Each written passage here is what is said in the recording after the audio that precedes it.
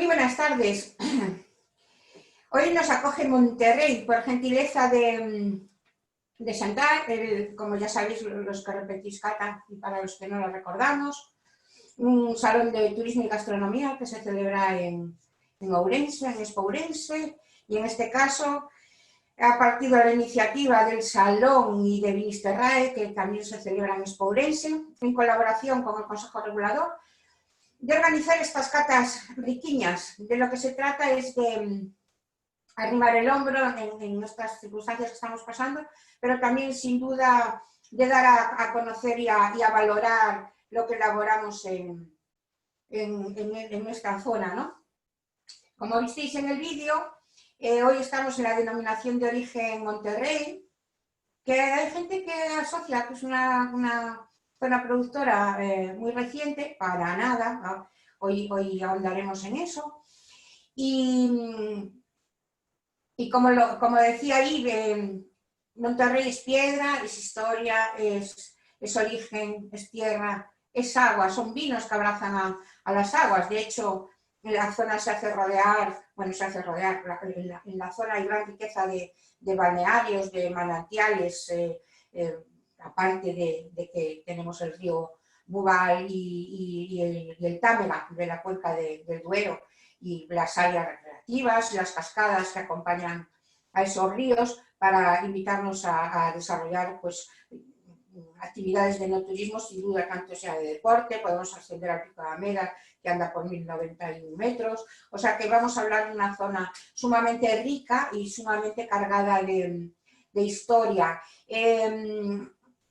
Sonrisas de orgullo por su historia y por sus vinos, y ¿por qué no? Porque ahora iremos descubriendo, como decía antes, siempre lo situábamos en una de las zonas más jóvenes, y todos los hallazgos que se están haciendo y el gran número de lagares rupestres que se están descubriendo en la zona pone de manifiesto que fue una de las zonas, sin duda, además puerta para Castilla y puerta con el vecino Portugal, fue una de las zonas de gran desarrollo. De hecho, es a partir de los asentamientos romanos y tras la conquista de Numancia, ya por 133 a.C., después vinieron guerras cántabras con establecimientos de castras, de campamentos, cuando se empieza a cultivar la vid, porque al final de la vid se produce el vino, y el vino formaba parte de la dieta de todos esos soldados.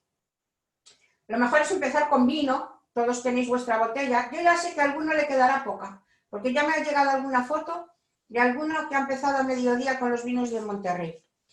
Entonces, cada uno que vaya abriendo su botella. Los que no estuvisteis en las catas anteriores, ya sabéis que cada uno nos hacemos con un vino, aunque después algunos coinciden, porque se trata también de divulgar y dar a conocer el mayor número de referencias. En este caso, hoy para Monterrey van a participar 12 referencias, 12 que tengamos constancia. Si fue entrando alguna última hora, pues yo ya no la tengo, y después la gente que nos sigue por el Facebook Live, pues no sé con qué vinos estarán de Monterrey.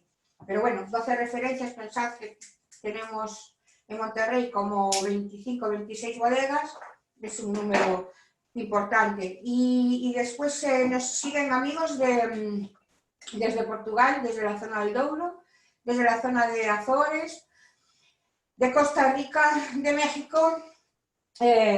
Después a nivel nacional nos siguen desde Madrid, desde Lugo, desde Pontevedra, Vilagarcía. Hay un fijo de Vilagarcía en todas las catas, ¿eh? De Castrelo do Miño también son repetidores. De la zona de Miño, en la parte de Coruña, y de Altea, y de la zona también de Redondela. Bueno, cada uno que abra su botellita. Ya sabéis que lo que hacemos es, cada uno nos vamos disfrutando el vino, vamos aportando algunas pinceladas, vamos a dar un paseo después por las referencias que ya tengo catadas, aunque yo hoy lo que tengo aquí es Castro de Lobanzán, pero lo comentaremos ya más adelante. Hay gente también por otras zonas que también está catando. Bueno, no hay fiesta sin brindis. A mí me gusta hacerlo siempre al principio, y Hoy le vamos a dedicar este brindis a todo el equipo técnico y directivo y todos los trabajadores de Chantal que hace posible que nosotros hoy nos reunamos aquí. Las caras ocultas, pero en el fondo, sin ellos hoy no podríamos hacer nada. Así que hay más de uno también trabajando por la mañana, por la tarde y desde casa, desde la oficina. Así que a la salud de Chantal y por la salud de los vinos también de la denominación de origen de Monterrey.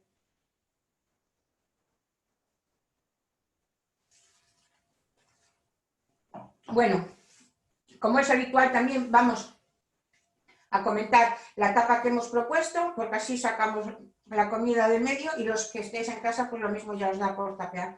Yo hoy no la voy a hacer aquí en directo, no la voy a hacer en directo porque suponía poner aquí ahora con fritos y entonces ya la tengo hecha, pero es súper fácil. Que teníamos que tener queso de cabra. El queso de cabra va genial con los vinos de Monterrey. El mío en concreto es un rulo con hongo en superficie. Si lo ves aquí. Con hongo en superficie. La propuesta era tener pan rallado, huevo crudo y rebozar el queso de cabra, pero podemos hacerlo con cualquier queso de cabra. Y es pan, huevo, pan, rebozamos y al aceite caliente. No os despistéis porque entra en el aceite y es vuelta y vuelta que enseguida coge temperatura y color. Y después yo al final he hecho 4 propuestas con el mismo ingrediente. Os proponía acompañarlo de mermelada de tomate o de cebolla caramelizada. Una cebolla caramelizada tengo que cogerlo muy bien el punto. La que se compra no me emociona, entonces hoy me decidí por el tomate. Y en vez de mermelada, lo que he hecho es un caramelo de tomate. ¿Voluntario? No, me pasé del punto de mermelada y me quedo caramelo. Está muy bueno, o más rico todavía, lo que pasa es que cuesta más extenderlo, claro. Y al final me he hecho un rulo de cabra con caramelo de tomate, otro que le he dado forma como de croqueta, que es el mismo queso que le damos, nada, forma de croqueta, le he metido en el medio un poquito de caramelo, si le ponemos un palo, ya sería una piruleta de queso de cabra con mermelada de tomate. Otro lo he puesto con verduras escabechadas porque las tenía, y el otro lo he dejado al natural. El queso lo que pasa es que lo he acompañado con unas flores de pelargonio, porque le aportan también una textura un poco aterciopelada. Flores de pelargonio, pensamientos, violetas, con lo cual ya tenemos la tapita y nos vamos a centrar en el vino. Bueno, lo dicho, son vinos muy, muy sonrientes, son vinos con una tonalidad en general, salvo el que tenga por ahí el Quinta Muladera 2012, que ya tendrá cierta intensidad en el color, y de los otros, más o menos por los vinos que me dijeron, nos moveremos todos en un amarillo, hice echándole un vistazo, nos moveremos todos en un amarillo pajizo, algunos con reflejo más verdoso, otros con reflejo más nacarino o más acerado. Y después son vinos muy bailarines en la copa, con unas lágrimas por lo general como muy, muy fluidas y muy bien dibujadas. Son sin duda herencia de sus ancestros, aunque la constitución de la denominación de origen es de 1994 y ya se presentan pues irresistibles a la vista, ¿no?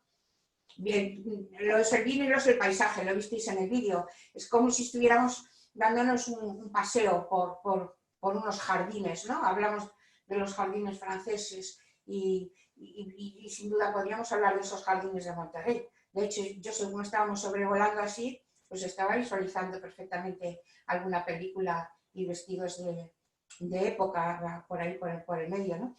Es una forma, al final eso va a ser una simbiosis que se va a traducir en las copas y en esa forma de atraparnos a sorbos, ¿no? Decíamos que estos vinos son también guardianes del agua, porque esa parte de Monterrey y el vecino Portugal son ricos en vino, son ricos en aguas y son ricos en espíritu amistoso, de manera que está funcionando muy bien también esa colaboración entre fronteras, ¿no?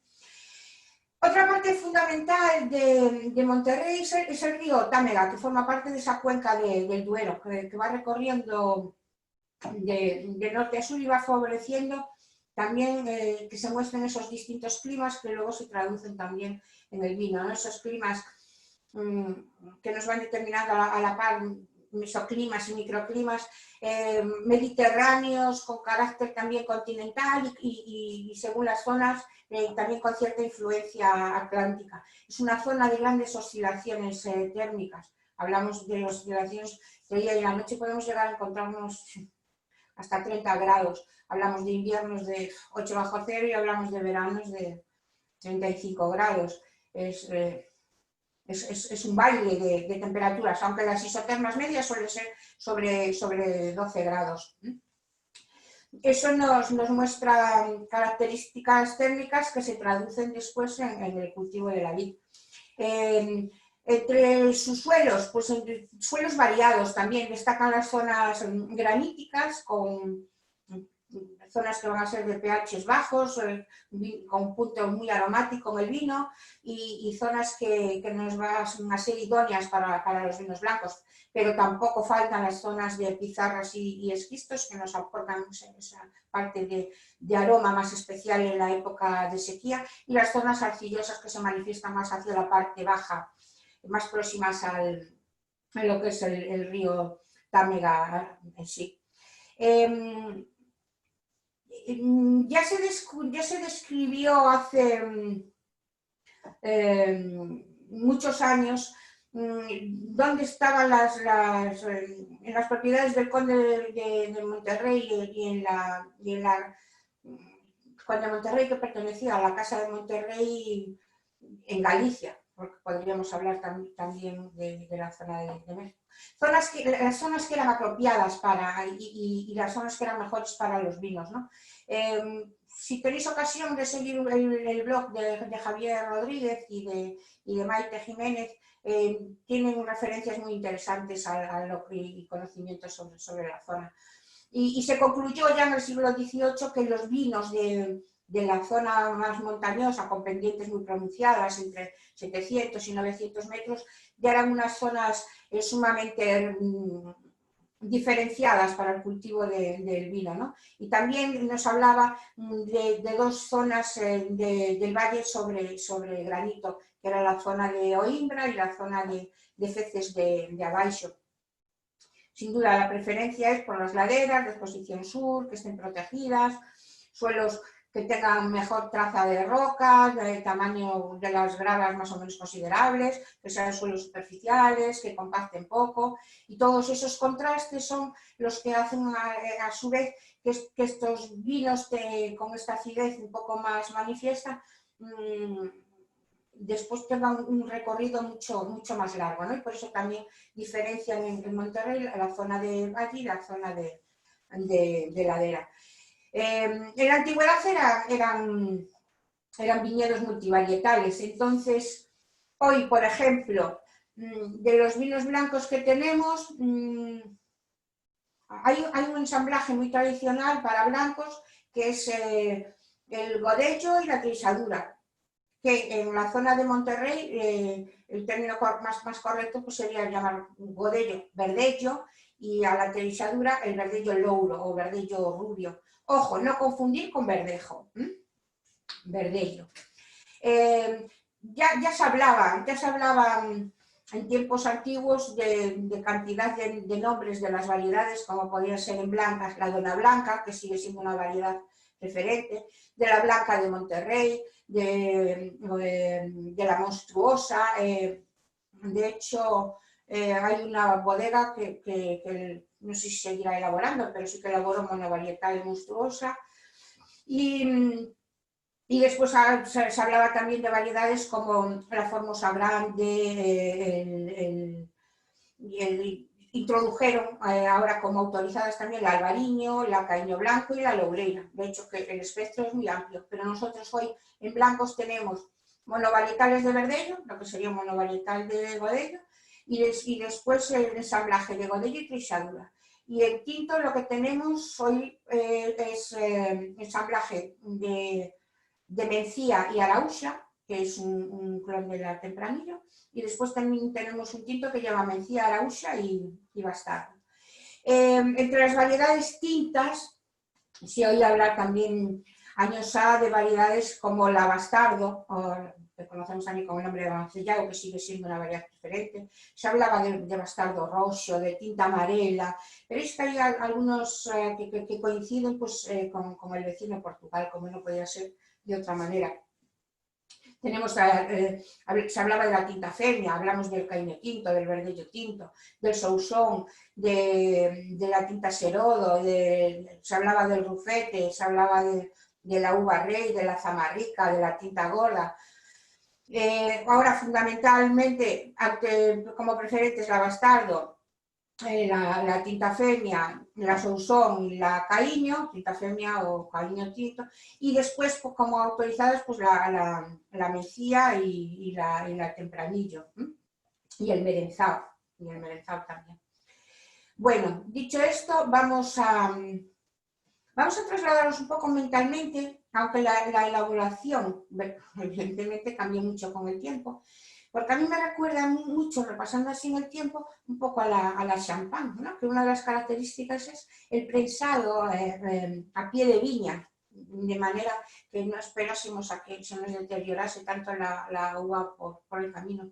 Y eso era algo tradicional que se realizaba en la zona de Monterrey, el prensado en la propia finca. Y se aprovechaban precisamente los lagares rupestres que citábamos antes, que estaban construidos, aunque entran dentro, se agrupan todos bajo el concepto del lagar rupestre, digamos que los había de distintos orígenes, ¿no? Algunos que datan de la época romana, otros se sitúan ya más en la edad de bronce, otros se sitúan entre la baja y la alta edad media, y dentro de eso se diferencian también pues, los lagares de pisado, que son de los que menos registro hay, que serían como más primitivos, ¿no? Y después aparecería otro tipo de lagares que serían los de prensado, a los que hacíamos ahora referencia con lo que utilizaban en las propias fincas porque los tenían cerca ya construidos, y esos lagares de prensado sí que aparecen de forma mucho más numerosa y delatan la existencia que hubo pues, de estructuras de prensado pues, más mecánica que la de los pies. Y ahí pues posiblemente se elaborasen pues, mostos o vinos blancos y tintos o aceites o incluso cualquier otro brebaje u otro producto fruto de plantas de la naturaleza. A ver si alguno no sería incluso algún altar de sacrificio, que leyendas también las hay. Bueno, vamos a centrarnos en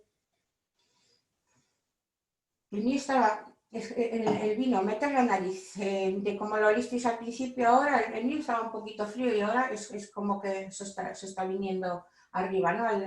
A veces pecamos con las temperaturas. A ver, los que tengáis por ahí, terras do cigarrón.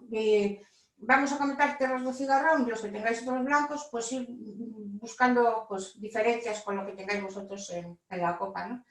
Terras do cigarrón es un monovarietal de verdello, es de la zona de Alvarellos, de Monterrey, y Terras do Cigarrón fue una cooperativa creada por muchos viticultores que ahora gestiona Martín Coas. Es un vino estiloso, ¿eh? Tiene esa parte de flor, tiene esa parte de fruta en sazón y tiene esos puntos de aroma, cuerpo, buena estructura, marcando ahí franqueza con la variedad, y es un vino que yo recuerdo agradable y redondo en su expresión, ¿no? Es un vino fresco, con muy buena acidez, y que aparte de esa fruta pues tiene esas pinceladas que os decía florales y un poquito también herbales. El mío, por ejemplo, es que ya no es verdello, sino que es verdello louro, y Verdello, es más es de la zona de Alvarellos, y al principio era como más discreto, y ahora es como que va asomando el verano en la nariz, si busco la comparación con el Terras do Cigarrón, meter la nariz en el vuestro. Al principio se me venía sosegado, tranquilo, y ahora le veo que se viene arriba. Las flores mías en el Castro de la Barzán se me presentan más amarillas, y salen esas notas de hierbas frescas, que me recuerdan al boj, hierbas muy aromáticas. Y es un vino que sonríe y te transmite momentos placenteros, ¿no? Es un vino, si el otro era estiloso, pues este es de los que sacan sonrisas.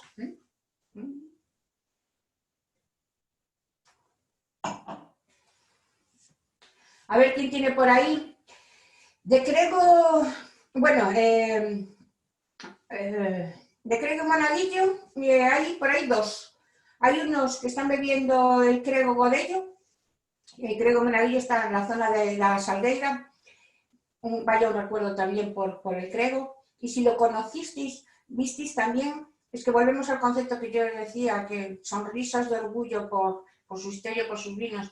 Y si conocisteis al Crego, también al Monaguillo, es gente sonriente, es gente que te recibe con una sonrisa, ¿no? De una manera amable. Y esa es la misma manera en la que recibe el Crego Godello. Si bien hablamos de la Salgueira, que un Monaguillo tiene cantidad de viñedo cada vez ampliando más y tiene tanto en la zona de valle como de ladera. Esos que estáis bebiendo el Crego Godello, sin duda es un vino afrutado, disfrutón y amable. Hacen primero una maceración en frío y trabaja un trabajo con las lías, de manera que veréis también ahí una lágrima interesante, cierta intensidad. Dentro de que tenga un trabajo con lías, es un vino que destacan esos aromas primarios que recuerdan a la Godello, ¿no? Esa fruta, esa manzana verde un poquito exótica y esos puntos herbales, con muy buena estructura y con cierta grasa en la boca. Y después hay gente que está bebiendo también por ahí el Crego, Treixadura y Albariño, que es un vino ya, si el otro era sonriente, este es más disfrutón, más placentero, es un vino armónico, es un ensamblaje de dos variedades, tiene que llevarse bien, y es esa forma de ensamblarse la que conjugan, aportando frescura, estructura y ese poco a poco. Eso poco a poco, pues digamos, que le gusta lucirse y es un poco pavo real, digamos, que va asomando sus plumas poco a poco y va dejándose ver para que se manifieste una variedad y la otra. En primer término es fruta fresca y las flores que lo acompañan son generalmente flores amarillas. Y destaca también ahí un amargosillo final que lo hace largo y elegante.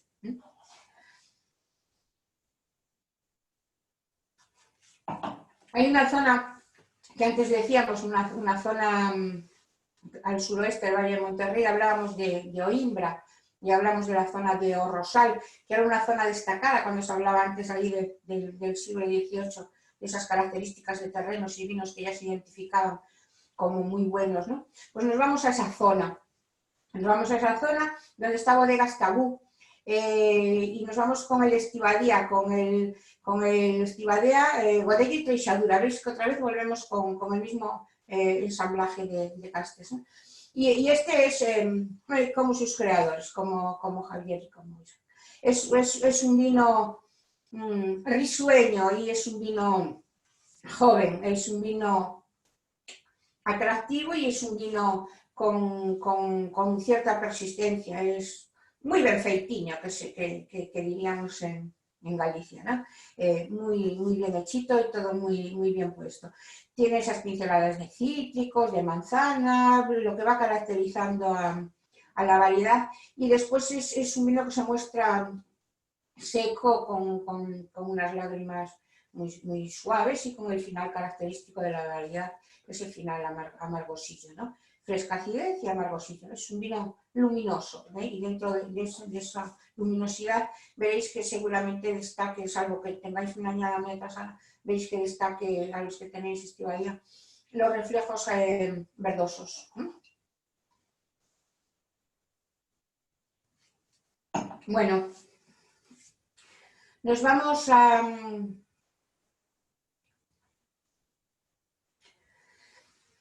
Bueno, me tengo que poner otro vino, porque aquí tenemos que hacer otro brindis también por otra persona que nos falta,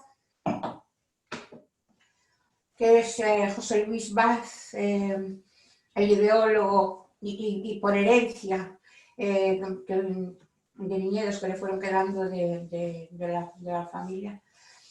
Hablamos del Adairo Godello y Trisadura, que recibe su nombre porque está en la falda del monte Ladairo, de los principios de los 80, elaborando.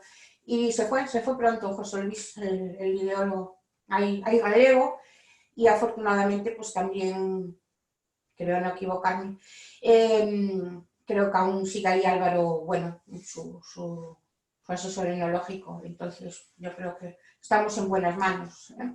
Estamos en el Valle Ladairo, que ahora y en una bodega que tendrá aproximadamente pues, 20 hectáreas.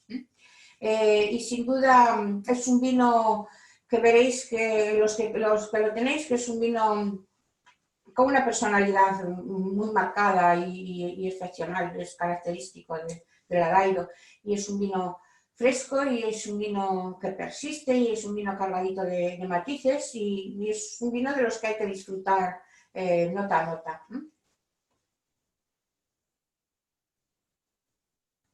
Me acuerdo cuando iba a José Luis a recibir los premios, decía, a ver cuándo gano, porque no sé, una vez pues ganó el mejor blanco de Galicia, si no recuerdo mal, en los acios de la Xunta. Y era un hombre que como que sonreía para adentro. Y cuando bajaba con el premio, digo, estarás contento, José Luis. Que si prefería vender máis caixas de viño. Y digo, bueno, son formas de verlo, ¿no? Sí, sin duda era un hombre que disfrutaba de lo que hacía. Ladairo está en una zona de mucha insolación a mediodía, las uvas maduran mucho, con lo cual, y las cepas están a poca altura, entonces nos ofrece ahí unos matices que por momentos incluso nos recuerda mucho aunque no lo lleva, que lleva Godello y Trisadura, pues por momentos a veces nos trae recuerdos incluso al albarín. Marca mucho la fruta de hueso, albaricoque, melocotón, zona, notas así embaucadoras de esa fruta de hueso. Vamos a seguir con los blancos y después al final dejamos los tintos. Bueno, tenemos también en la zona de Cabreiroa Lara Godello, elabora el Lara Godello y elabora los Tamagani, digamos que tienen dos líneas, ¿no? En este caso hablamos del Lara Godello y es un vino franco en su expresión, honesto cuando se presenta y es un vino que no busca ni alardes ni retóricas, quiere mostrarse tal cual, ¿no? Que quiere representar a la zona y a la variedad y tiene ese juego de fruta, de herbales, esa manera de fluir de una manera asombrosa, pero quedando patente el esqueleto que lo sostiene, ¿no? Por momentos aporta, hay notas de cierto exotismo, pero hablando de exotismo en las pinceladas de la fruta, ¿no? Es un vino de gran expresión, con un carácter muy marcado, con un buen final, un vino equilibrado, mostrando esa clásica expresión del Godello en Valdeorras y esa forma elegante de presentarse al mundo sin estridencias.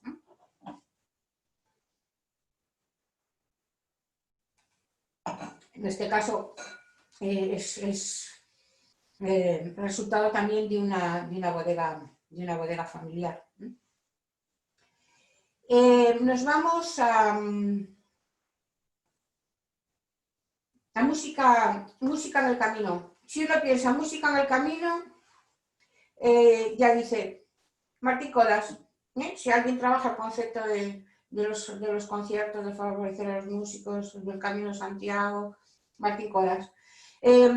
Música en el camino es un vino elaborado por Martín Codas para alguna tienda de alimentación y tiene una relación calidad-precio estupenda y tiene una forma de presentarse, pues imaginaros cuando hacéis el camino, una forma de presentarse con una entrada fresca, todos empezamos así el camino,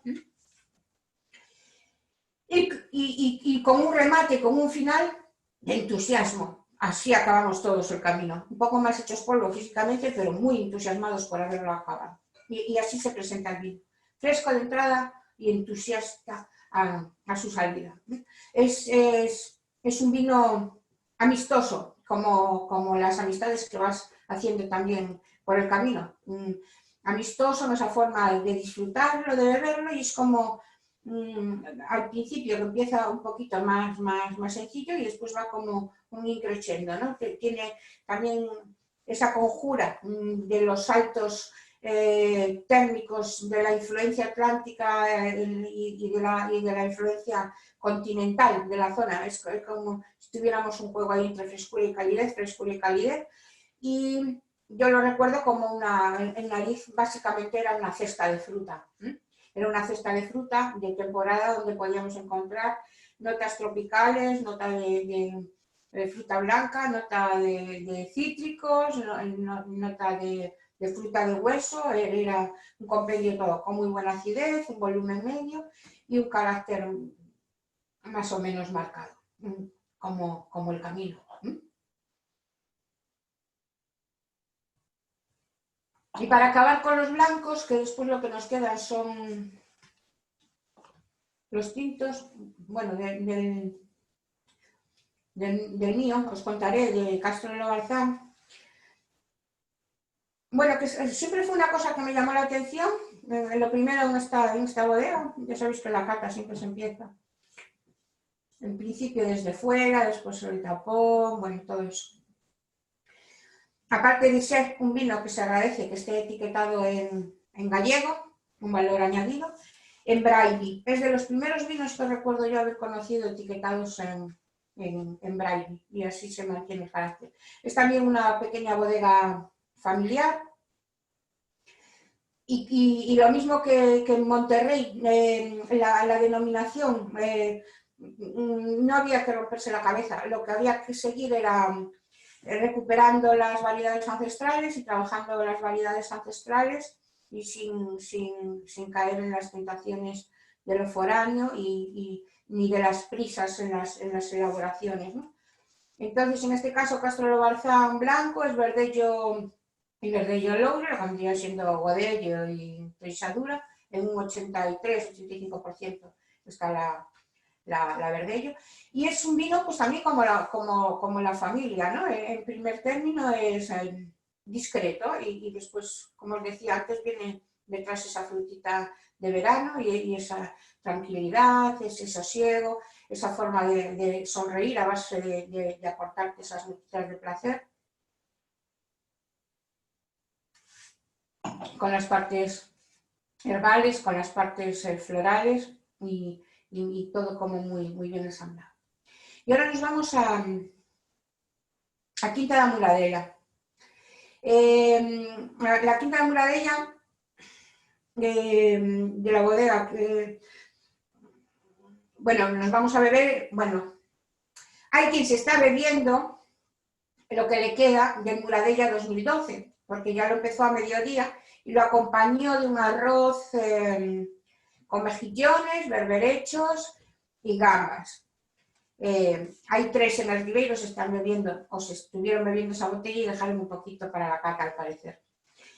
Destacando la Treixadura, destacando la añada 2012, José Luis Mateo, El vino es como José Luis también, es discreción en su presentación y después se va viniendo arriba y con ese punto enigmático, expresando territorio, expresando equilibrio, buscando esa perfección. Después tiene ese juego si queremos buscar aromas. ¿Veis? Si queremos buscar aromas, la diferencia a lo mejor está en que nos aparecen esas notas de frutos secos, mucha mineralidad. Y después tiene un trabajo con lías en roble francés de 9 meses, tiene un trabajo también en barrica de 500 litros, es un viñedo de entre 400 y 500 metros de altura, con levaduras autóctonas, parte del vino también en inox, después se hace un ensamblaje y entonces continúa 12 meses esa maduración envejeciendo en inox. Las notas que nos aparecen, sobre todo en ese vino, son notas más de melocotón, melón, jugando ahí un poquito entre tropical, verano, pero más en sazón que los vinos que nos hemos estado bebiendo los otros, de más frescura y más jóvenes, ¿no? Y asuma también notas cítricas y anisadas, características también y asociadas a esa maduración, que ensamblan ahí con notas que recuerdan a flores, pero como la manzanilla, ese puntito cítrico de jengibre. A mí me recuerda, la última vez que lo probé, me tenía esas notas, me recuerda a un roscón de Pascua. La fruta confitada, fruta en sazón, esas puntitas anisadas, y después un gran recuerdo. Es un vino profundo, de un viñedo especial y muy mineral. Bueno, pues dicho esto, nos vamos a pasar a los tintos y no nos vamos a olvidar de esa parte de historia que hablamos antes de los lagares rupestres. Sí que hay historias recogidas en distintos escritos, pero ya como lo más relevante nos trasladaríamos al siglo IX, que fue cuando surgió la gran expansión del cultivo de la vid, sobre todo por los religiosos, formaba parte del vino, de ese tributo que se pagaba a los monasterios y a los señores feudales. Yo también valía para ser señora feudal también. A mediados del siglo XX, en la zona se producen grandes volúmenes y de calidad. Es en los años 60 cuando se establece una cooperativa con gran presencia y centrada en buscar en poner unas pautas para elaborar bien, para comercializar. Y ya es a finales del siglo XX cuando viene la gran hecatombe y en general se define como que desaparece el viñedo en Monterrey, igual por eso mucha gente queda un poco desencajada ahí y dice que es un viñedo reciente, para nada. Cuando decimos desaparece es porque merma esa producción, pero evidentemente hay gente que sigue manteniéndolo, ¿no? Pero bueno, se puede hablar de la gran desaparición del viñedo de Monterrey, pues como pasó en muchas otras zonas, atribuido sobre todo al movimiento de la migración. Pero bueno, después ya vienen los años 90 y en el 94, cuando hay reconocimiento de la DO, es ese resurgir y apostar por los vinos de calidad y por las variedades preferentes que hacen de Monterrey. Yo recuerdo cuando me fui a vivir para Lugo en el año 90, no había Ribera Sacra, no había Monterrey. Cuando empecé a tener contacto con la denominación de origen Monterrey, que íbamos a catar allí todos los años, la lucha duró poco, quiero decir que enseguida triunfó. Era, bueno, pues en los bares, ya que tenéis representación de las otras denominaciones de origen, qué menos que tener una referencia de Monterrey, ¿no? Eso fue visto y no visto porque ahora hay muchas referencias de Monterrey en los establecimientos de hostelería. O sea, de hecho va desbancando a otras, ¿no? A veces si llegas y pides por la variedad, pues muchas veces en primer término ya te ponen un Monterrey. Ya se hablaba en el libro de Brotes de Raíces Históricas de Federico Justo de esos, de la calidad y la excelencia de esos vinos de Monterrey, que podían competir perfectamente o competir o codearse, mejor dicho, pues con los vinos de Oporto, ¿no? Hacían esa referencia. Somos vecinos. Y también se hablaba en la época del quinto conde de Monterrey, que entonces tenía el título de virrey dado por Felipe II, en esos gobiernos que se hacían por las colonias en varias partes de América, que se llevaban los vinos de Monterrey para esas regiones. O sea que es un vino, si veis y echamos manos y tiramos de la memoria, pues vuelven a ser vinos viajeros. Parece,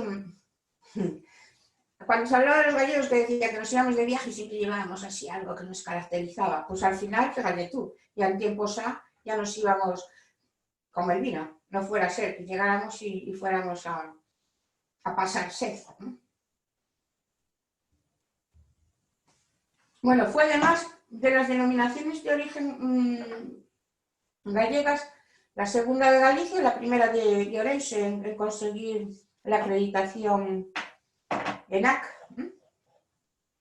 Bueno, pues nos vamos a pasar a los tintos. No sé cómo iréis por ahí. Los que tengamos blanco y tinto. Ya hay más de uno que cuando viene a la cata ya viene con blanco y con tinto. Alguno dice, ¿cómo voy a abrir un blanco y un tinto? Pues después te queda para seguir, ¿no? Mañana lo compartes, alguno, porque muchos ya los compartimos hoy.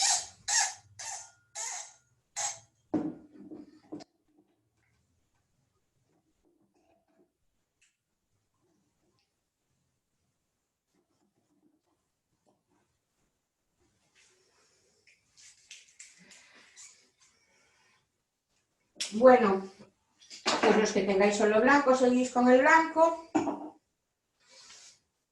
Haced un repasito así mental.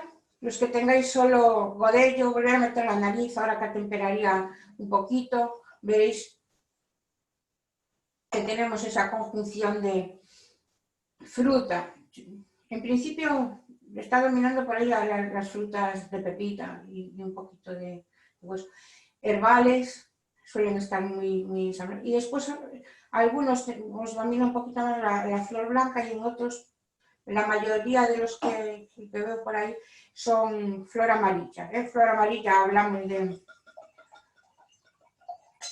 toxo, de siesta, de la retama, de la acacia, de la mimosa. Bueno, vamos, los que tenemos tinto y los otros nos acompañáis. Fijaros también los que sigáis con el blanco, pues ese punto de más o menos frescura en boca que nos ayude a situarnos y quedaros también en la memoria, pues algún día pues empezáis a jugar ahí en casa y a intentar adivinar para diferenciar vinos, zonas y demás, pues cómo se traduce esa acidez, si me viene un poquito más arriba, si me viene más afilada por los laterales de la lengua, si me hace ensalivar más hacia la parte de delante. Y después la sensación de seco. Los vinos de Monterrey son un poquito más secos en la boca, más secos en el sentido de que no se presentan tan espegoloso, tampoco es el término correcto de los otros, pero bueno, esa sensación un poquito más de sequedad, como de astringencia, sin ser vinos que hayan estado en maceración los ollejos. Esa sensación como de haber sacudido un borrador y a veces nos viene un poquito ese de polvillo a la boca. También con esa estructura del agodello. Son blancos en general, de boca más o menos ligeras según su edad, según su estructura, frescos y equilibrados. Y los tintos vamos ahora con ellos. Catando tinto tenemos Gargalo, Mencía y Araúxa.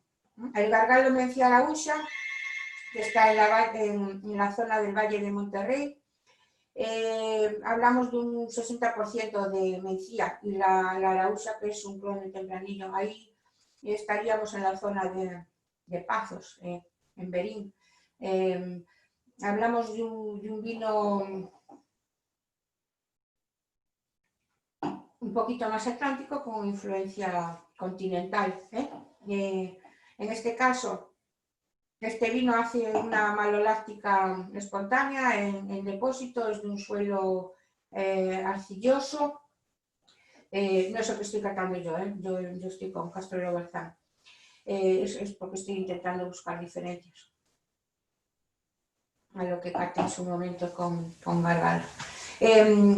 Y con notas de frescura el Gargalo que tengáis vosotros. Seguramente cuando lo servisteis estaba un poquito más cerrado, un poquito más tímido y asomaba después seguramente en primer término la fruta roja, que después iba jugando un poquito con notas de frutas del bosque, y seguramente os quedarían también por ahí recuerdos de esa maloláctica, que más que fruta del bosque igual lo recuerda a un postre lácteo de frutas del bosque, de esos que traen arándanos, moras y demás. Es el recuerdo que tengo yo con Gargalo, aparte de unas connotaciones después un poquito vegetales por detrás, que más que a la mora a lo mejor me recordaba a la zarzamora, y entraba en un juego entre frescura y calidez. Vale, ahora nos vamos a Castrelo Barzán, Mencía, Araúxa, que es en este caso que tengo yo, y un pelín de bastardo. Fíjate que curiosamente en esta cata hubo muchísimos más blancos que tintos. Y sin embargo, cuando le preguntas a la gente, en primer término, Monterrey, dice tintos. Igual que si vamos al Ribeiro, dice en primer término, Ribeiro, blancos. Y después hay unos tintos fascinantes. Solemos jugar con el concepto así. Y sin duda los tintos de Monterrey son vinos con una capacidad de guardar fascinante. Antes, cuando hablábamos también de que se codeaban con los oportos, hay una elaboración tradicional que se hacía en la zona. Lo que pasa que yo sepa, no, igual alguien en Petit Comité lo está haciendo, pero que eran los vinos dulces fortificados, es decir, que nos recuerdan a los portos. Y yo creo que sí que es una zona interesante para desarrollar este tipo de vinos. Claro, esto al final para nosotros en principio empiezan siendo anécdotas o elaboraciones micro, pero quién sabe si con el tiempo no posiciona también el carácter de la zona de esa manera tan contundente. Bueno, pues entonces yo tengo Castrelo Barzán tinto, Mencía, Araúxa y unas pinceladas de bastardo, en este caso es el 2018.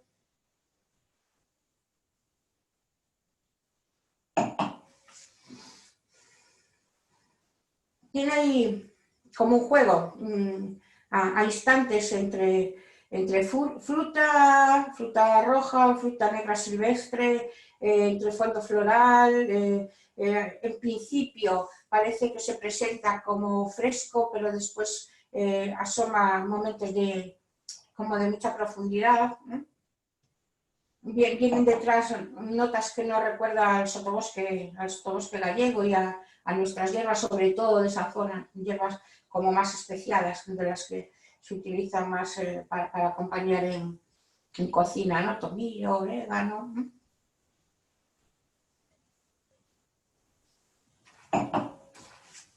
Es un vino con muy buena estructura, carnoso, sin aristas, y es un vino muy llenito, fresco, para disfrutar.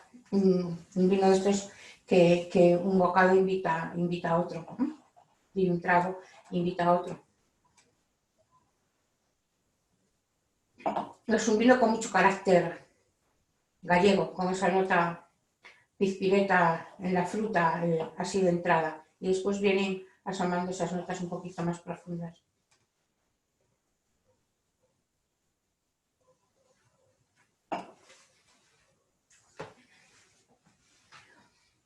Y ya para despedirnos de los vinos que tenemos por ahí, bueno, yo aquí tengo otros de la Barzán, pero no los voy a abrir eso.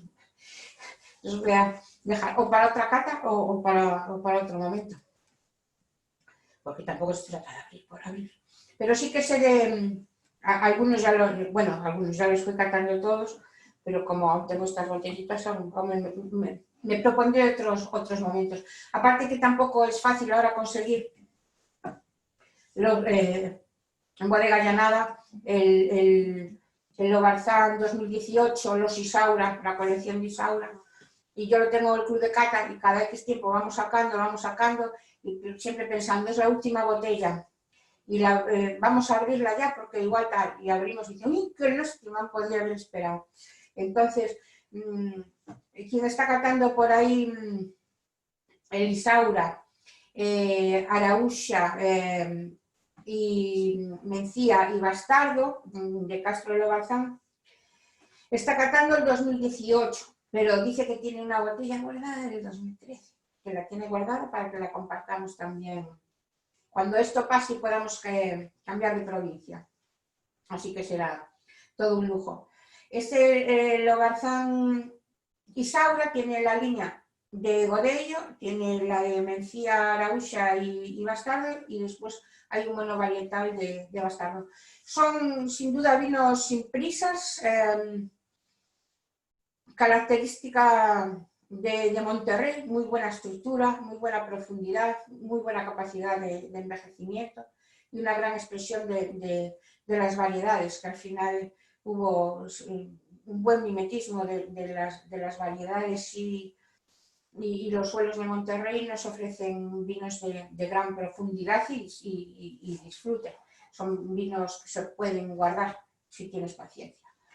Y entonces este Lobarzán, pues, claro, esto es juventud, me están dando unas ganas de abrir el otro. El Isaura es un vino que el tiempo ve crecer. Es un vino intenso, es un vino complejo, es un vino elegante donde las notas de la madera se ensamblan muy bien. Y a mí me recuerda, la aportación que hace la madera me recuerda mucho a, bueno, pues a un mercado en Marruecos. Esa mezcla de especies cuando vas andando y esa parte más exótica de la madera que ligada a la característica de la fruta, muy bien integrado, se me muestra un vino súper largo y con una gran capacidad de envejecimiento. Hasta aquí hemos llegado hoy con Monterrey y invitaros a que sigáis pidiendo los vinos de Monterrey allá donde vayáis, compartirlos, que es interesante.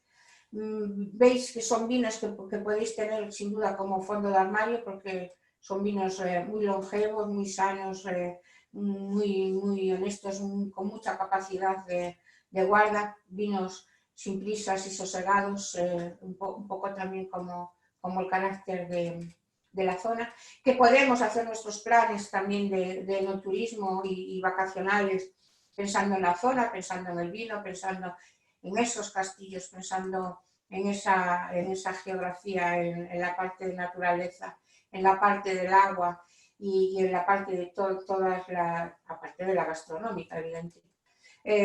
Así que no se nos olvide meterlo en nuestro recuerdo. Atreveros a pasear por esos jardines que veíamos desde la parte de arriba. En su momento, que aún quedan plantaciones en vaso griego, pero ahora casi todas están en espaldera o doble cordón, le da facilidad de laboreo y nos da facilidad también de paseo entre viñedos y pedir incluso que nos desarrolle nuestra propia actividad de enoturismo en la zona. Nos despedimos hasta la próxima cata, que será las catas riquiñas de Chantal. con Rías Baixas. Así que os invito ya a ir haciéndoos con vuestro vino de Rías Baixas, que disfrutéis del viernes y salud por los vinos de Monterrey.